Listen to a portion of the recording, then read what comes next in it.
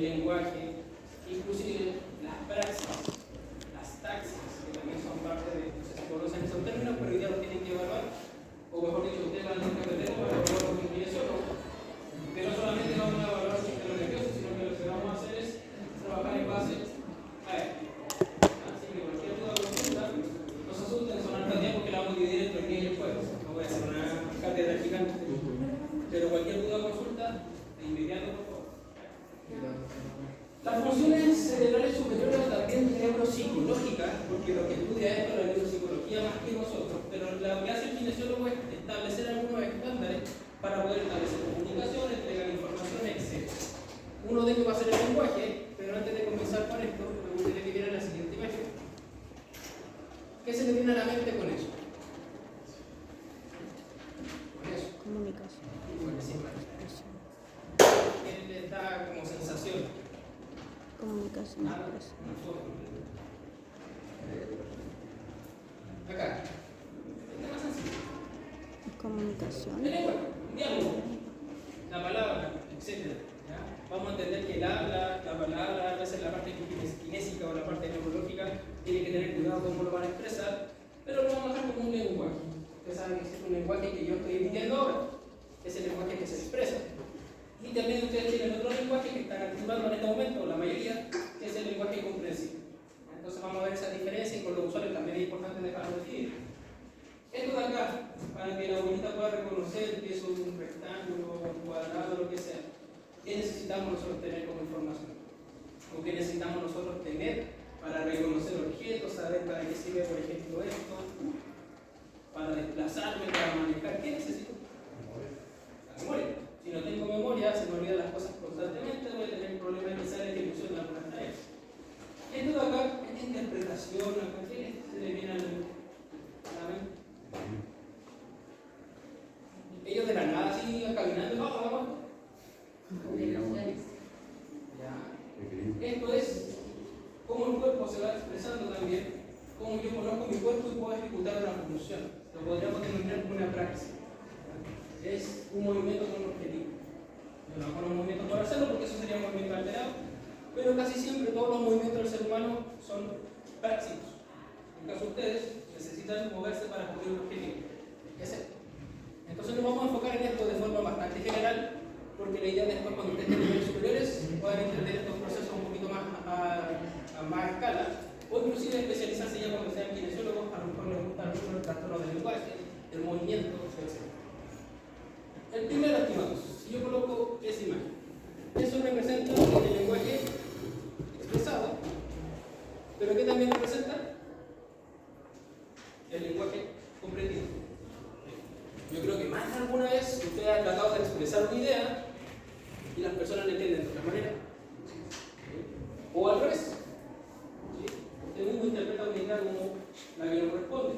Todo este circuito usted acá, a nivel neuronal, es como yo planifico mi lenguaje. Desde el proceso de que yo escucho hasta que yo emito, vamos a tener una cantidad de comunicación acá, entre sistemas, corteza, etc., que me van a permitir no solamente pensar de lo que voy a hablar, sino que la ejecución motriz de lo que voy a hablar. Porque fíjense acá, como estoy haciéndolo ahora, que tengo que coordinar mi mandíbula, mi lengua, etc.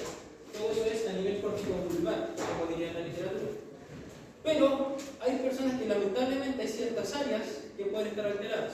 Ya aparecen las alteraciones del lenguaje, que pueden ser afásicas, dispraxicas o disártricas, etc. Por eso es importante que ustedes empiecen a conocer este tipo de información. Insisto, con esto no se están transformando en fonoaudiólogos. Es una clase, estamos viendo solamente un tipo de información para que los que les guste un poquito más podemos ya empezar a profundizar más adelante. Entonces, el primer mecanismo del lenguaje que quiero que ustedes comprendan es el lenguaje expresivo. ¿Qué ocurre cuando ustedes están disertando? ¿Les florece así la información de forma natural? ¿Qué ocurre? ¿Cuál es la complicación que podemos tener algunas veces cuando yo me paro acá y tengo que exponer a un montón de gente? ¿Ya? Imagínense, no sé, a un auditorio lleno, o como me pasó a mí en mi primera clase, a una sala llena de obstetras, y yo tenía 21 años. ¿Qué te puede pasar? Ya, y ese nerviosismo que puede generar en tu lenguaje expresivo. Podemos tener complicaciones Mi cerebro está funcionando a una velocidad y mi sistema de expresión del lenguaje funciona a otro tipo de velocidad. Hay algunos que dicen, ay, no pensé lo que quería decir, y ahí empiezan los problemas varios, ya, lo que sea. El lenguaje expresivo tiene que pasar por ciertas etapas estimados, donde siempre, ojalá podamos respetar esto, y la primera etapa se llama etapa de abstracción. Es lo que yo voy a pensar antes de emitir una respuesta. Si yo les digo ahora, chicos, ¿de qué color es esto?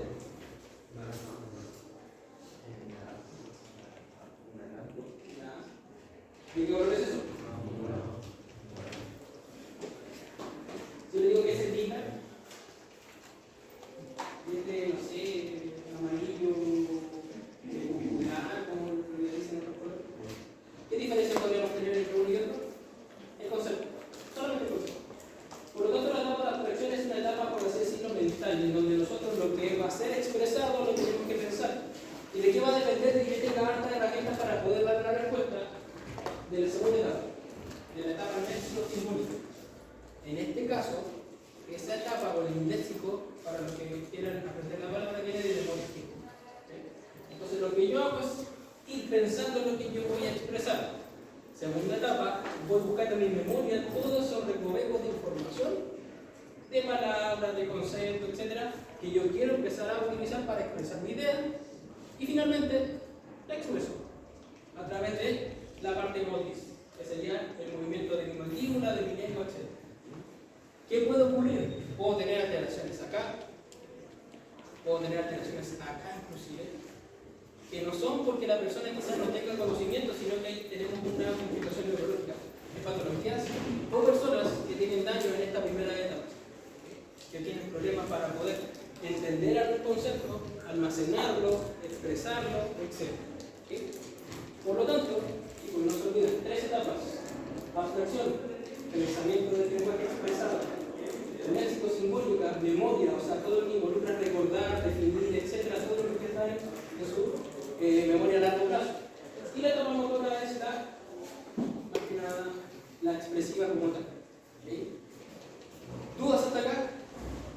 ¿Qué pasa en el día a día con estas etapas?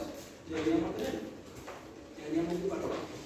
Pero cuando ustedes tengan un paciente que le pregunte, ¿qué día es hoy? Y él les dice, hoy día es jueves. ¿Qué podría haber pasado hoy? Nada. ¿Qué día es hoy? Martes. Toma parte, se le pone cabeza en el lunes. ¿Ya? Esa orientación temporal-espacial y toda esa orientación también tiene que ver con una parte de funciones superiores. ¿Sí? Por lo tanto, la entrevista con el paciente, todo lo que usted aplica con una anamnesis, también trabaja en esta etapa, y ustedes no solamente van a tener esta etapa de evaluación del lenguaje, sino que ustedes a través de una conversación ya están evaluando el lenguaje. ¿Sí? Aquí aparecen fenómenos distintos, pero lo que vamos a decir nosotros como alteración del lenguaje es una afasia. Las afasias son alteraciones o trastornos del lenguaje.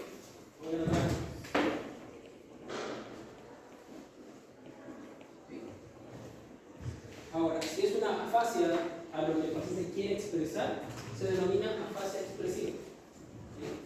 O también conocida como afasia de Broca. Vamos a dar ese dato después. Pero aparece un segundo elemento, estimados.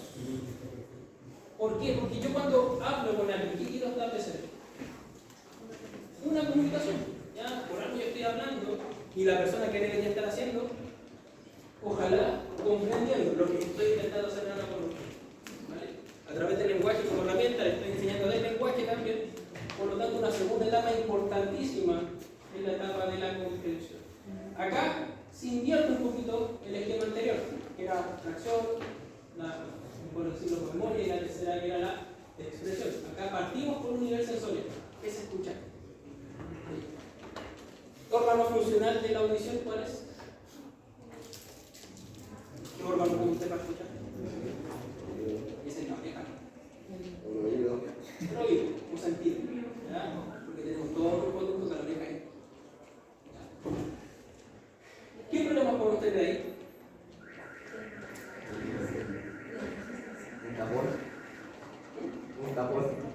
Un tapón de celular que baja los niveles auditivos. ¿Qué más podemos tener ahí en ese nivel de etapa sensorial?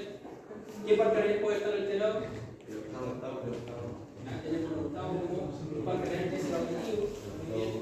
Por lo tanto, en esta sensorial tenemos que estar claros que el paciente ojalá pueda tener todo un poquito por la parte auditiva entender. Luego de que el paciente o ustedes mismos escuchan algo, ustedes para poder responder, en teoría deberíamos tener una segunda etapa que es reconocer lo que están diciendo.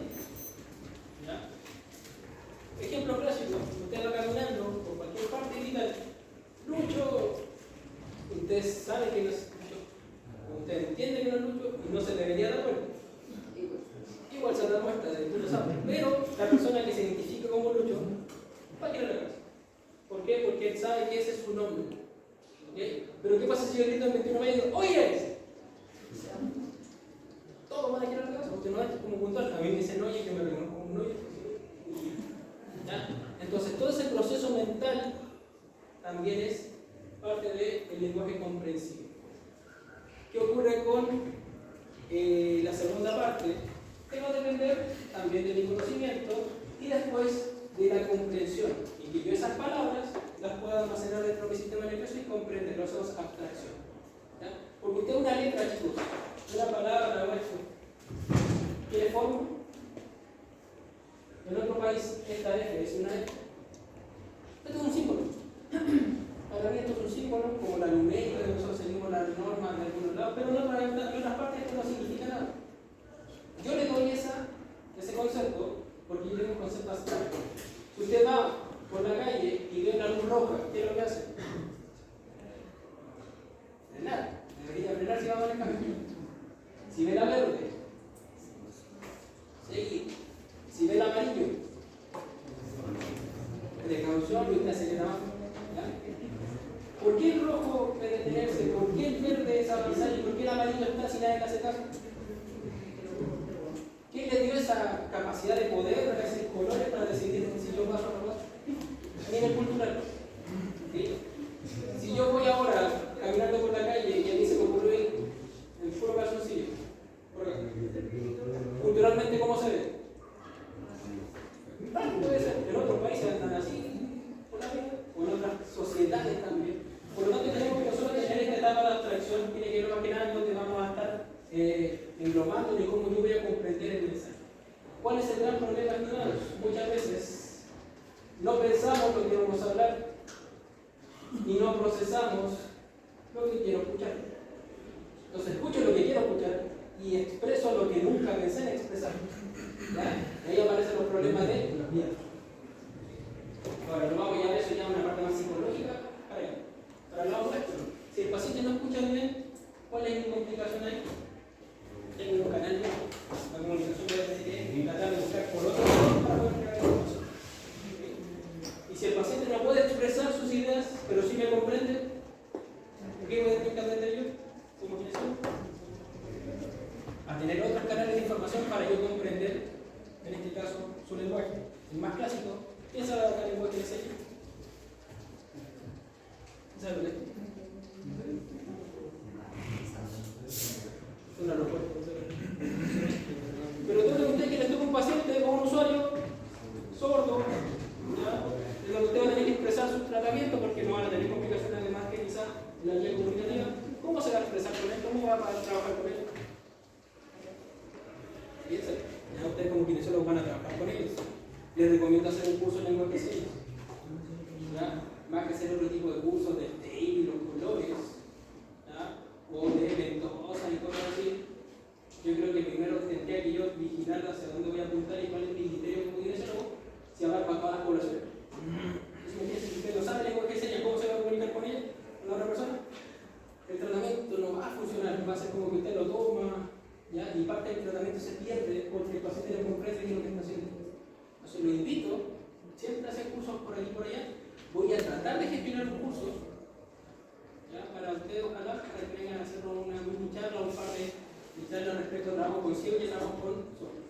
Voy a tratar, ojalá, si no este año, en algún momento de su carrera, pero voy a tratar de que el próximo Montesino y alguna vez nos pueda ayudar, porque para el fin es vital, o sea, para toda la atención de salud. ¿Sí? Ahora, vamos a ponerlo más complicado. Cuando el mecanismo del lenguaje falla, ya sea por la parte expresiva o comprensiva, vamos a tener estos trastornos. Acuérdense que cada etapa, la comprensiva y la expresiva, tenía la etapa 1, 2 y 3. ¿Sí? Si la etapa 1 y 2 del lenguaje expresado o la etapa 2 y 3 del lenguaje comprendido el paciente no puede captar bien la información, el paciente no puede entender el lenguaje, hay un trastorno. El paciente no identifica conceptos, que se pueden dar en algunas pacientes con una fascia, ya sea de Broca o de Wernicke, que vamos a dar los nombres ahí, pero puedo tener un trastorno del lenguaje. Ahora, si el paciente comprende tu lenguaje, el paciente entiende tu idea, pero al momento de expresar la idea no lo puede hacer mecánicamente, eso quiere decir que la etapa 3 está alterada, el lenguaje hablado es lo que nosotros hablamos como una disarte. La disarte, estimados, es cuando uno no puede modular bien las palabras, y ocurre mucho en las pacientes con ACD, parálisis cerebral, uno habla con ellos como que no se entienden porque no pueden modular bien, no porque ellos no quieran, sino que porque su contexto, su lesión o su alteración dificulta poder expresar bien su lenguaje. Ellos hablan contigo, te entienden la idea, pero como van a modular es donde tenemos el problema. Y si el paciente tiene alguna complicación en la primera etapa del lenguaje comprendido, que era la sensorial, ahí tenemos la hipoacusia o la sordera como tal. ¿Sí? Paciente, yo creo que acá. ¿Alguien se ha hecho una audiometría de lo aquí presente? ¿Normal? ¿Alguien más? Es cuando te entran los personas que empiezan a hacer un sonido. Bueno, ahí ver hasta qué nivel puede hacerlo también. Dos personas que clínicamente no pueden decir que no son sordos. ¿Cuándo? ¿El resto? Pregunto, ¿no? ¿Quiénes de acá han tenido la oportunidad de tener, no voy a decir pito porque van a empezar a pensar cualquier cosa, un silbato, un silbido en el oído permanente? ¿Nadie ha tenido ese silbido o pitido en la... ¿Alguien sabe cómo se llama eso? Un pito en la oreja. Eso se llama tinnitus. ¿Ya? Ese sonido que queda después de escuchar música muy fuerte, o ese tinnitus, el pitido, ya se lo usa porque el tímpano se sigue vibrando. Les va a pasar si obviamente se ponen a bailar al lado del parlante. Si se van a ir a su carrete loco y se ponen al lado del parlante, usted va a ir al infierno. Al otro día va a estar. Va a escuchar menos porque va a tener una vibración permanente en su oído, etcétera. Podemos tener distintos niveles de hipoacusia, sordera, etcétera. Pero si yo no me hago el examen, obviamente no voy a saber cuál va a ser mi nivel. Lo invito a tratar de, ojalá, hacer un chequeo completo a nivel del trastorno del oído. Ahora, como les había dicho, si hay alguna alteración, se le denomina una fase. Eso es cuando el paciente no con un trastorno mecánico ni sensoriales, sino que con un trastorno más que nada a nivel del sistema nervioso, tiene complicaciones del lenguaje, que es más del sistema como tal. Aparece este caballero o estos trastornos. Vean acá, esta persona está hablando muchas cosas, puede estar comunicando un montón de ideas y la otra persona no lo está comprendiendo. Vamos a tener dos opciones, por eso les digo la parte psicológica también para la mano. La persona está en otro lado, como que está el cuerpo pero no está su mente. Yo creo que más alguna vez usted está hablando con una compañera y usted está pensando en cualquier otra cosa y después le dicen, oye, ¿qué opinas? No, ya eso no me y también aparecen los trastornos de lo que usted ve acá. Estoy pensando en saludar, estoy pensando también en lo que es el saludo, sé que me está saludando, pero mi expresión está alterada. Y aquí podemos tener complicaciones más finales de la expresión. A la comprensión, a la expresión, o inclusive hay personas que tienen complicaciones para el lenguaje, que es una fascia global que se llama, que es cuando tanto la comprensión como la expresión están alteradas. Como les decía, este niñito que está acá, ¿ya? Es el famoso Broca. Yo creo que ustedes lo vieron con el profesor Hugo, y si no, ¿sabe las áreas del Broca? ¿Lo han escuchado alguna vez? Brodmann se dio el trabajo de empezar a mapear el cerebro. Y si saben que esta es la zona tanto, ya tenemos esta función. Y aparece F1, F2, F3, F4, multiplicado, T1, T2, T3, hasta las P, etc., occipital. Todos tienen un mapeo a nivel general. ¿Qué ocurre? Luego de que se identificaron esos lugares del cerebro, ¿ya? Aparece este neuropsicólogo que identifica esta zona como el área 44 o área 45. En esa zona, que se encuentra a nivel frontal cercano al lóbulo parietal, por la parte más inferior, es el área de Broca, es el área del lenguaje comprensivo. O sea, toda su idea, Broca como Broca,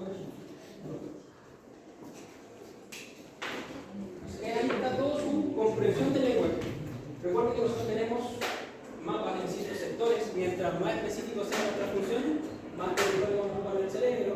Pero en el caso del lenguaje tenemos un área específica, que va a estar en el lóbulo frontal. Por ende, asocia siempre frontal, movimiento, Broca, expresión. Si el paciente tiene una alteración en el área de Broca, que esta es la que simbolismo que está haciendo acá, el paciente tiene un trastorno a la expresión. Tú hablas con él, le preguntas, ¿cómo está? No te va a responder, dice. Pero usted dice, soy tanto, ¿me entiende? Te va a entender todo, no va a tener problema de identificar alguna color, si usted le dice esto, que pasa una tablilla, etc. Lo que él no va a poder hacer es expresar. Y no porque tenga un trastorno en la mandíbula o la lengua, es porque a nivel motor esa área está afectada. ¿Sí? Entonces el paciente nos puede mandar señales por la vía piramidal para que usted pueda emitir el sonido o mover la lengua. Por eso se habla de un trastorno ya más central. Por lo tanto, el área de Broca va a ser el lenguaje expresado, una fase del lenguaje expresado. ¿Sí? Ahora, el área de Wernicke, o de Wernicke, como dicen algunos, es el área 22 del rómulo.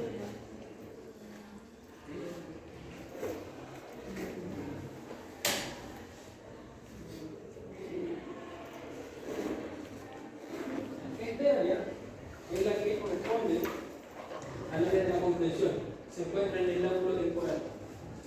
Entonces, el lóbulo temporal, área 22, es el área o la zona de Wernicke o Wernicke, que es en donde vamos a tener nosotros nuestro área del lenguaje comprendido.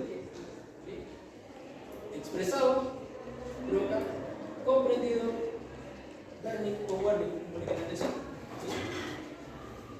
Neurofisiológicamente, ¿qué me tengo que fijar, chicos? Vean acá esta representación.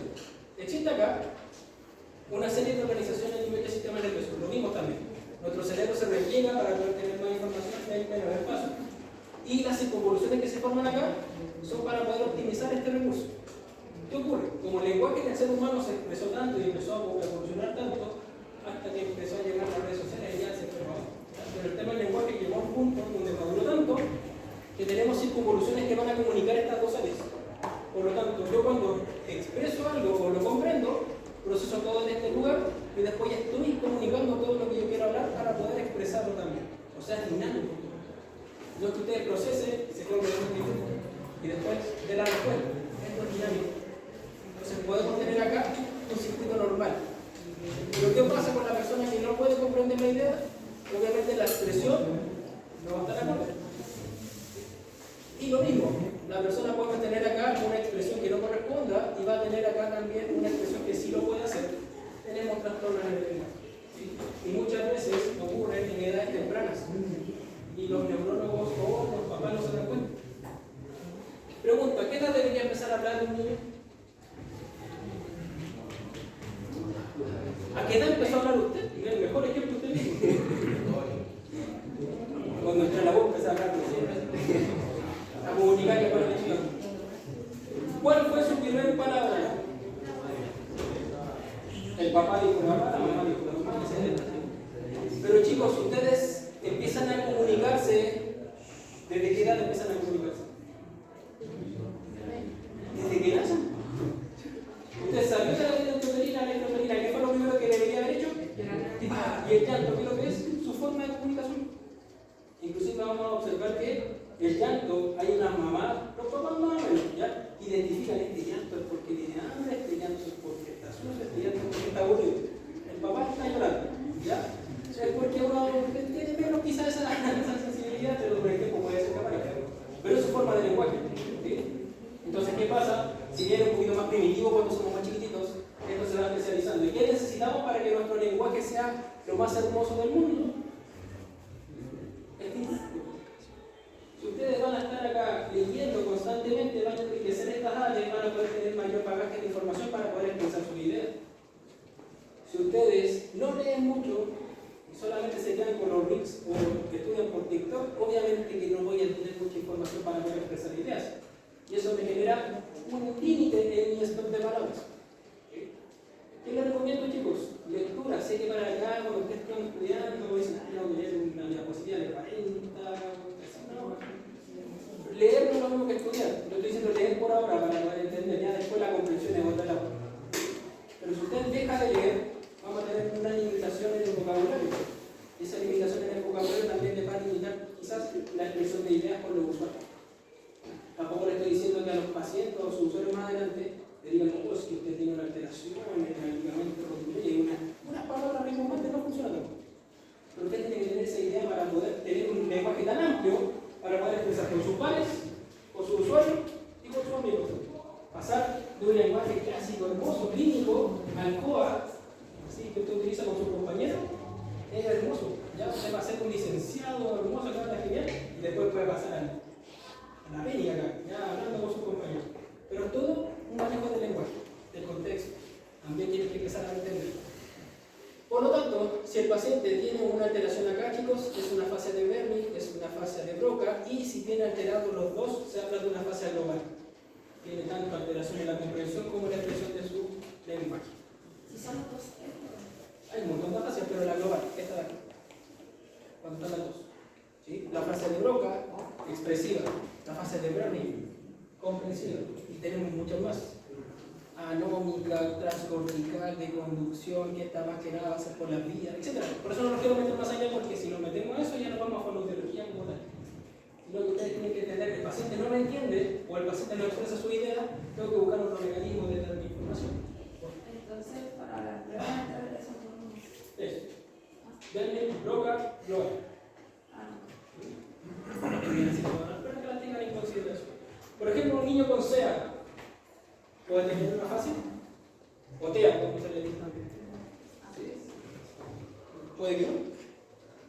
Y no habla porque a lo mejor no está cómodo en el entorno que pueda querer hablar.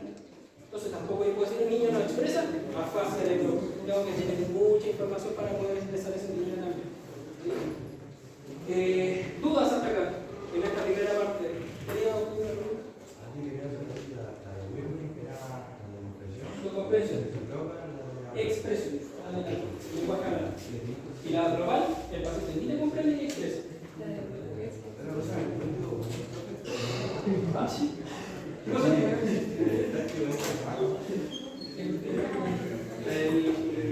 Eso. ¿Lo podemos usar? No. La cosa es la 27. La semana 28 y 30. Ahí lo vamos a colocar igual después. Se pegó en medio.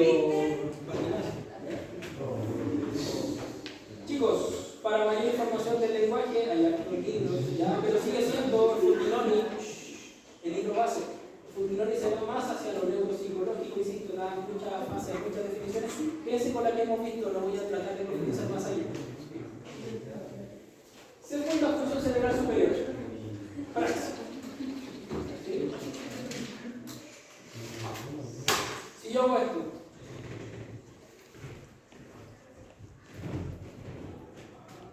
¿qué dice?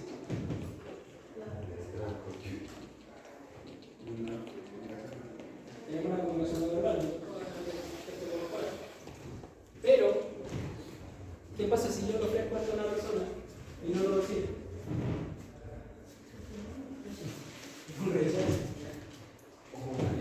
Puede ser una buena información. Vamos a tratar de encadenarla. El lenguaje corporal, que también esta parte como parte del lenguaje, es importante para nosotros saber cómo está el paciente, inclusive anímicamente. Ustedes ven a una persona ahora, inclusive a su amigo, lo venga y va con una postura que no era habitual, saben que está quizás más triste. Si viene saltando, corriendo, eufórico, es porque algo le pasó, ¿ya? O consumió algo. ¿Ya?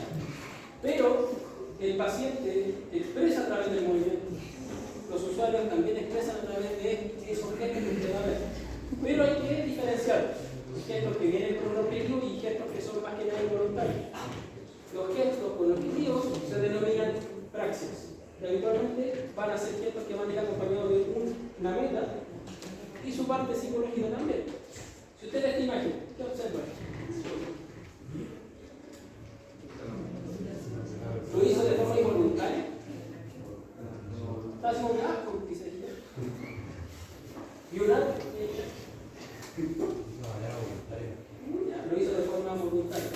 Esto ya nos está demostrando, aparte de que ella puede doblarse casi un 180, 360, es que este es un acto motor intencional. ¿Ya?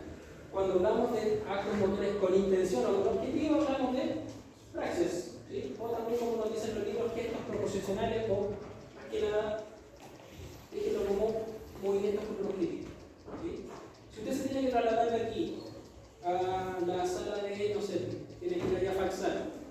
movimiento usted ocupa para poder hacerlo? Nada más que es un movimiento que usted aprendió, práctico. ¿Sí? Ahora, si yo les digo tomen apuntes, ¿qué están haciendo? ¿Qué están tomando? El lápiz. Y esto genera un movimiento con un objetivo que es escribir y tratar de anotar un apunte de ese. Pero no solamente es un gesto motor, es decir, tiene que ser con un objetivo. Si yo le permito al paciente que haga movimientos por hacerlo, él no está generando praxis, está generando movimiento. Si ustedes observan esta imagen, ¿qué está haciendo él? Está bailando, ¿cierto? ¿Qué sería lo ilógico acá? Si pudiéramos cambiarle de lógica. Ya que se peina no se cabeza. ¿Qué otra cosa sería ilógico acá? En vez de peineta, pusieron nosotros una cuchara y se ponga a peinar. Es que está, pero como lo vamos a utilizar, ya que utilizamos una herramienta, se llaman transitivos. ¿Sí? Eso es gesto motor clásico, transitivo, lavarse los dientes, cepillarse, peinarse, los que se peinan porque ya así para después los que no pero lo que necesitan ustedes en este momento, por ejemplo, la escritura, necesitan un lápiz, son gestos prácticos transitivos. Pero cuando usted no tiene un gesto, como por ejemplo este gesto de acá, ¿qué significa? No cuesta aparte, lo hablamos que nos saludaron a quien dijo una vez, pero no se lo tengo aparte. ¿Qué significa esto? ¿Para usted qué significa? Tener un significado acá. Pero para otros, un saludo, galero, otro que lo magnifican, y pasan cosas bien raras.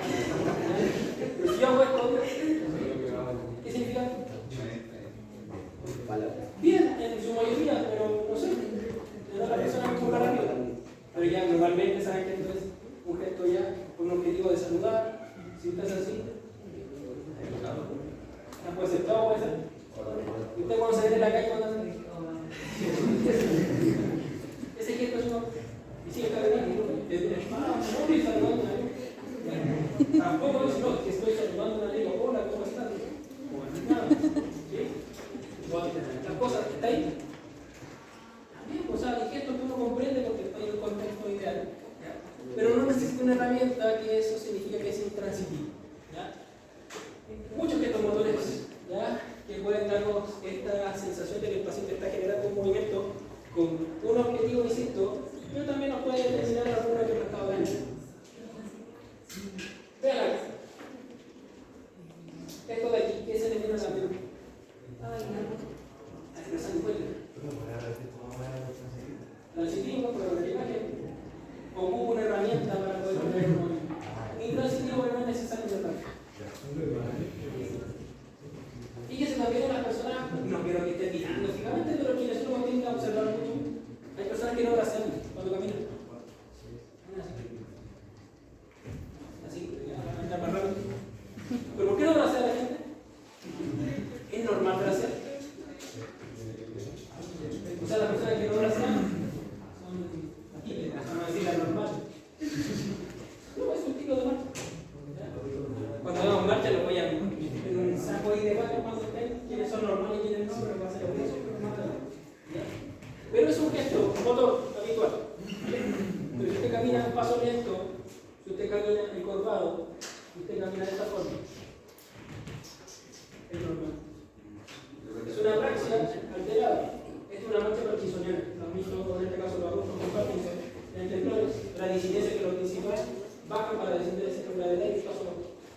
Entonces usted tiene que observar esos gestos motores para ver que el paciente está pasando por un cuadro puntual o está manifestando el temblor de su control. La persona que tiene Parkinson.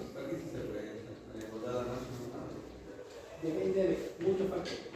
Porque si esto ya tiene mucho tiempo, ya alteró la función multicentral, es difícil, pero lo podemos mantener estable. Que dentro de su inestabilidad se puede mantener estable. Que no peor, no mejor. Porque, por ejemplo, yo tengo una persona que camina antiguo. Camina normal, pero tiene el historia de solo camina, pero no camina normal. Pero camina normal. ¿Cuánto es el tiempo de eso? ¿Aló? Mucho. Como obvio. Entonces tiene mayor quizás neuroplasticidad. Ya cuando estamos hablando de una persona de 70 80 años,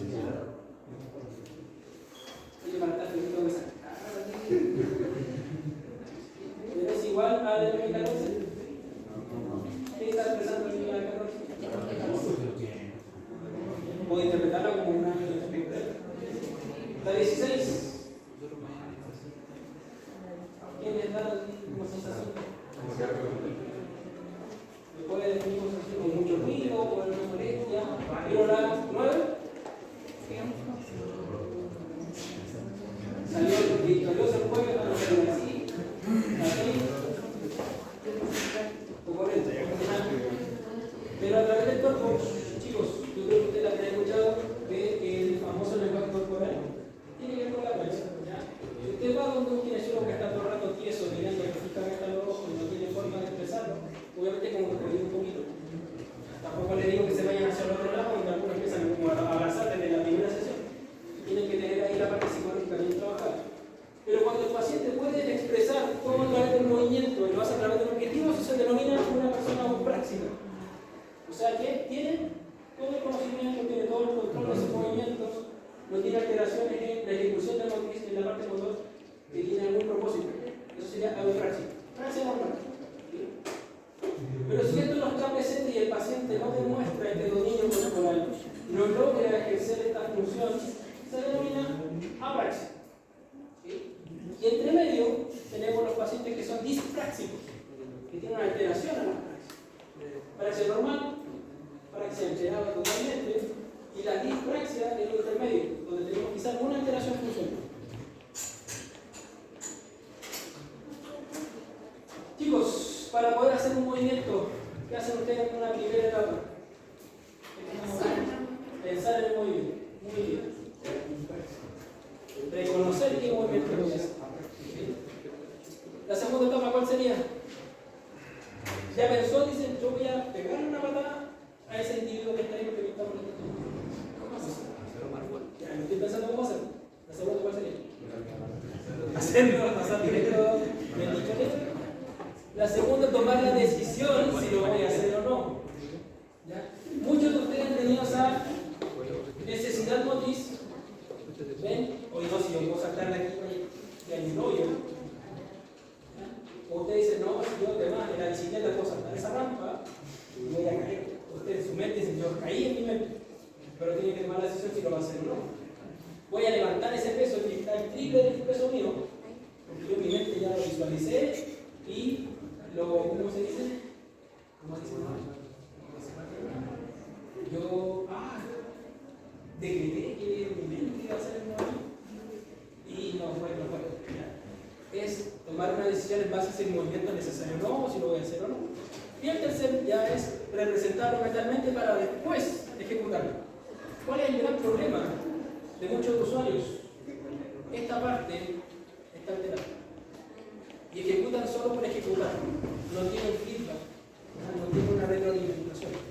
Todo esto tiene que pasar obviamente en cosas de segundos o milisegundos para yo poder intervenir como kinesiólogo. Por ejemplo, si yo quiero apretar este botón, paso todo ese proceso. Reconocí dónde está el movimiento que va a ser en mi pulgar, tomé la decisión si era necesario apretar el de arriba, el de abajo, dos medios, representé esto también a nivel cortical, que es acá el movimiento y ¿qué dice al final? Ejecute. ¿Sí? Por lo tanto, cada movimiento que usted haga, por más ínfimo que sea, tiene que pasar por estas etapas, para que sea un movimiento pensado, bien ejecutado. Ahora, ¿qué ocurre con la marcha? Usted cada rato está reconociendo cómo va a ser, cómo va a representar y cómo va a ejecutar.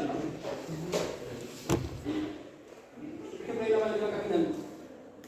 Y ella está pensando todo este rato así y ahora va corriendo. ¿Está haciendo todo este paso a paso? No, porque hay movimientos que se automatizan. Porque hay movimientos automatizados para ahorrar energía. Estos movimientos prácticos que yo estoy aprendiendo gastan mucha energía. Ustedes, chicos, ¿cómo no aprendieron a peinarse? Ustedes no aprenden a peinarse. ¿A qué edad aprendieron a escribir?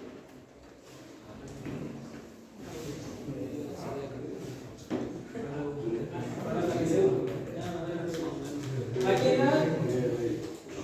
Es algo más complicado. ¿A qué edad aprendieron a manejar? Mecánicos y automáticos. Todos los automotores que utilizan un tiempo exportaron aprendizaje, lágrimas, llanto, choques, errores. Dejémoslo en errores y aciertos. Por eso nuestro sistema nervioso está adecuado a ir desarrollándose globalmente, respetando todo este reconocimiento, ejecución, etc.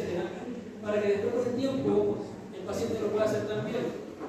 ¿Qué ocurre también en la práctica clínica? El paciente no puede hacer extensión de rodilla. ¿A qué músculo se va a ir a trabajar? De inmediato. Al cuádriceps. Y el paciente está en el cuádriceps y aún así no puede hacer extensión de rodilla. ¿Qué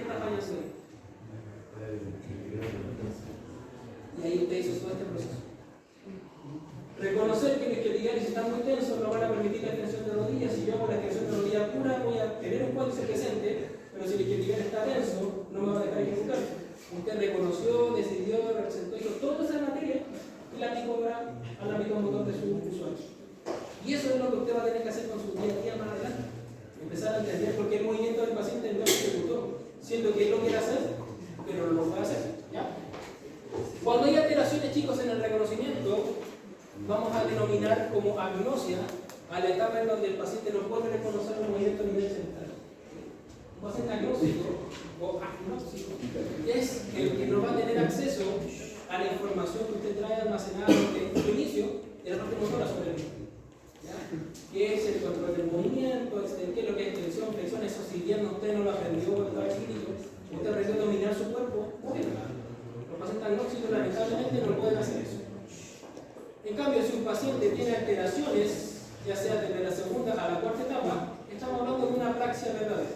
¿Sí? Es acá, adelante, en donde el paciente ya puede ser que tenga alguna alteración en él o una confusión, no sepa representar a nivel mental su movimiento y obviamente que no lo sepa ejecutar. Ahora, el primero, ¿por qué se diferencia con los demás? Es porque acá el paciente no ha tenido la oportunidad de moverse. Por ejemplo, no es lo mismo un paciente con una ACV, que es una accidente cerebrovascular, que perdió la funcionalidad a los 20, 30, 40 años, es porque ya conoce el movimiento, él lo vivió, él pudo mover su cuerpo, tendría una apraxia más que quizás una agnosia. En cambio, un niño con una parálisis cerebral que nunca en su vida ha podido mover sus piernas porque la alteración viene de nacimiento, él sería una agnosia, no sería una apraxia. Esa es la diferencia. ¿Sí? Si el paciente vivió y reconoció el movimiento y lo hacía antes de la lesión, podríamos hablar de una apraxia. Pero si el paciente nunca tuvo la oportunidad de moverse bien, a nivel motriz más que nada, hablamos de una agnosia, es desconocimiento. En términos, agnosia es no saber algo. En este caso, no saber algo del ámbito motor.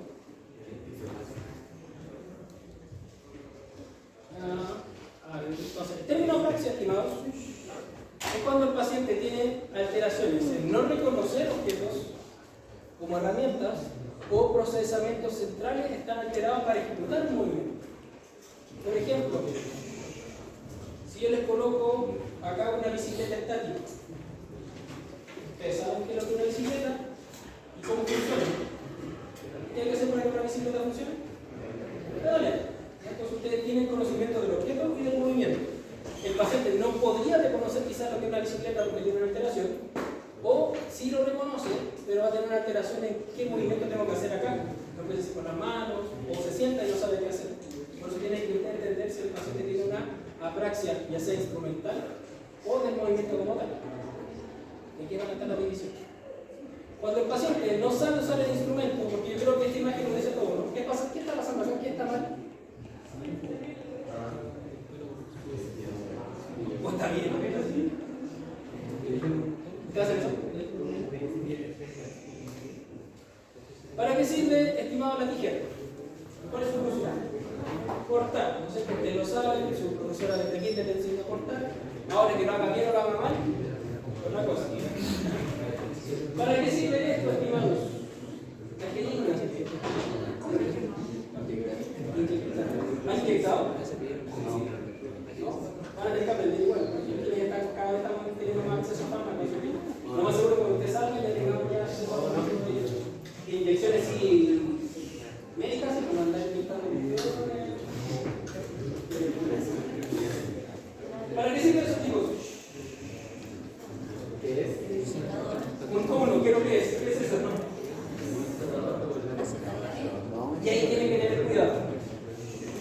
Si usted le presentan esto, por ejemplo, acá lo que estoy yendo a la mano, a una persona que no ha tenido acceso quizá a la información de qué es lo que es, no puedo decir, ¿sabes qué? No tiene una praxia este hombre porque no reconoce y no sabe para qué es. A veces son objetos que uno no maneja. Por ejemplo, acá todos sabemos lo que es un cepillo de dientes en su mayoría, pero hay muchas poblaciones que no tienen acceso quizá a esa información y esto no lo reconocen, no porque no sepan, sino que porque no tienen acceso a la información.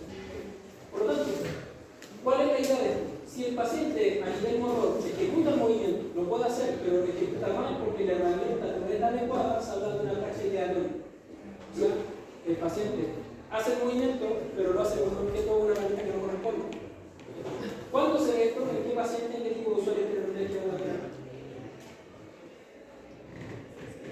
Usted así se hizo el tobillo, va a tener problemas no motor. Alzheimer, ¿qué más?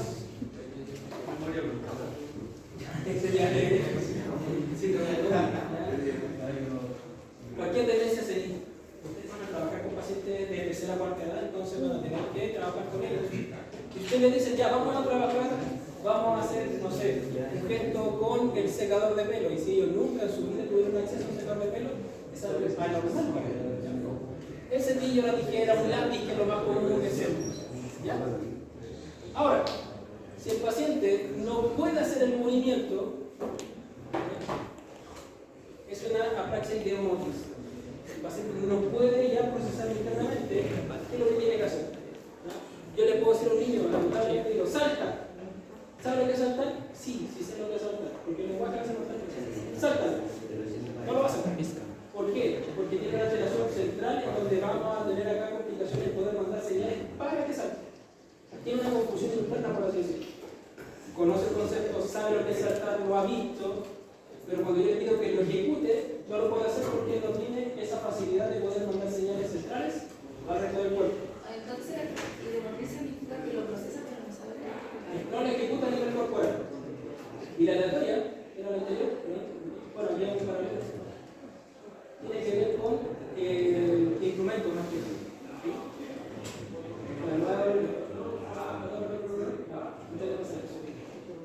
Esta de acá, la aleatoria, tiene que ver con el instrumento que estamos utilizando. La ideomotriz no necesariamente va a ser el instrumento, tiene que ver con el movimiento como tal. Muchas personas con una praxis aleatoria hacen el gesto peinan, ¿ya? Pero eligen tú el elemento que va a utilizar, que eligen lo que corresponde, pero sabe peinar. En cambio, una persona con una praxis ideomotora, si me gusta la segunda, digo, ¿sabes lo que es peinarse? Sí sé. ¿Qué se utiliza para peinarse? El peine. ¿Tienen clarísimo? Hazlo. Porque el gesto de tomar y llevarlo hacia arriba no lo puede tocar. Por la coordinación central o inicial. Y aquí está el paralelo, perdón si se ve por mí, entre las dos praxis. Una va a ser quizá más psíquico, pero otra es psicomotor. ¿Cuál es la diferencia entre algo psíquico y psicomotor? Digamos. Esto tiene que ver más que nada con el control motor, el control del movimiento. En cambio acá tiene que ver solamente a nivel central, con el pensamiento, procesamiento y información. Transitivo y transitivo. Lo pones acá, el transitivo tenía el instrumento, ocupaba una herramienta. En cambio, el intransitivo era solamente el motor. Y el paciente inclusive, con una praxis aleatoria, puede imitar la indicación. En el caso de la ideomotora, como no puede hacer un movimiento, no tiene control sobre su mismo cuerpo, no puede imitar. Por lo tanto, tiene que tener eso en consideración cuando hablan pacientes o usuarios. Hay personas, usuarios, que le van a pedirte que salten y no lo van a hacer. ¿Ustedes van a saltar? No lo van a hacer. ¿Ustedes qué piensan al principio? Me pasó también. El paciente no me está haciendo caso, me cae mal, me voy a retirar de la fisiología, no sigo sabiendo. Tiene que ver con que ellos quizás tengan una alteración motora. Y existe una cantidad de apraxias impresionantes, muchas de las cuales quienes son los que las trabajan, que las trabaja el terapeuta o el fonoaudiólogo. Por ejemplo, acá, apraxias de la cara o apraxias del lenguaje, las trabajan mucho los fonoaudiólogos. ¿Con quién nos estamos peleando a veces? Con acá, con la apraxia de las extremidades, que pueden ser ataques mismos, o quizás hasta el tronco, trabajamos casi con el terapeuta de la mano. Pero bien acá, existe hasta la apraxia de vestir, constructiva, que lleva arriba abajo, que no sabe identificar eso. Pero tengan cuidado, aparece la apraxia de vestir, yo creo que más de alguno de ustedes le ha pasado que se está poniendo una camisa y en vez de poner los vocales como corresponde, queda con un botón arriba y otro botón abajo, y eso no es una apraxia, porque una de las pruebas es abotonar. Entonces, que ustedes seguimos abotonan y no la asuntan, hoy tengo una alteración motora, no, es una laboral de vida. Hay personas que no pueden colocarse bien. Esta apraxia de vestir es no identificar la prenda para qué lo que es. Por ejemplo, se ponen los calcetines en la mano, se ponen los pantalones al revés muchas veces, o la camisa. Más de usted cuando se está poniendo el polerón, en vez de salir por el cuello, sale por la manga. Entonces tampoco es una apraxia como otra. ¿Dudas? ¿Consultas? ¿No? Dado que tiene que venir un colega, donde voy a meter más información porque esto lo vamos a ver después. Necesito que se queden acá, no se me avance, porque les van a pedir información. Quiero que